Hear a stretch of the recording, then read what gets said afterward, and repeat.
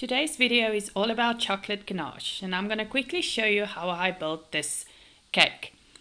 I started off with my first layer, added a milk frosting. You can use any kind of frosting.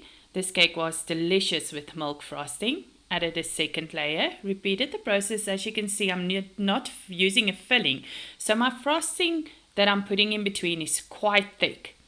I added my third layer, and now just gonna go eye level and make sure it's level just before I put in my bubble tea straws. This just helps keep your cake together and not slide off each other while we're covering and decorating.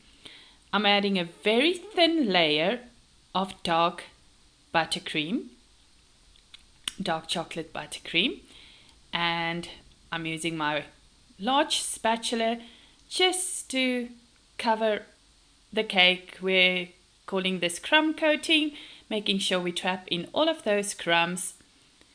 I'm adding very thin layer because I want the ganache to stand out more, making sure all the sides are even. I'm bringing in from the side to the middle just a little bit of that frosting to make sure it's even up all the way, correcting some mistakes. Now I'm popping it in the freezer for 15 to 20 minutes. Once it's set, I'm adding my ganache. You want to make sure your ganache is quite spreadable. And as you can see, I'm not piping this on as I usually do. I'm working my way from the top to the bottom. Ganache can get quite thick and quite quickly thick, so I'm working quite fast as well, making sure all of my buttercream sides are covered and scraping off all of the excess.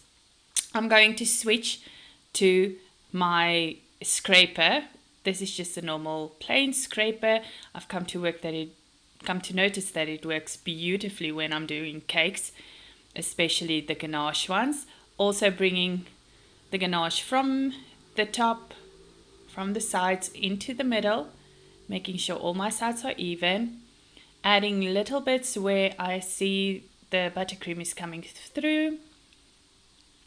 At the back there, where I'm putting in my spatula, is some hot water. It helps me a lot to even out that ganache and just warm it up a bit. And that's it. I'm going to start doing a simple drip. My ganache I've just put in the microwave just to make it a little bit more flowable, if that's the word.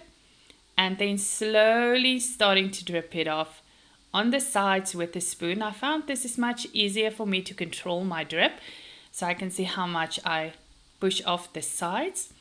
Once I've done the big one, I will go in between with little bits, so I have that even and uneven dripping off the sides. Just making a little bit of an indication there with my spoon. And now I'm going to add what's left of my buttercream and just go on the one side, then on the other, making sure it's even, adding some whisper balls on top, and there you have it. Even if you add glitter, that would be perfect. And that's it. That's how I ganached my 3-layered chocolate cake.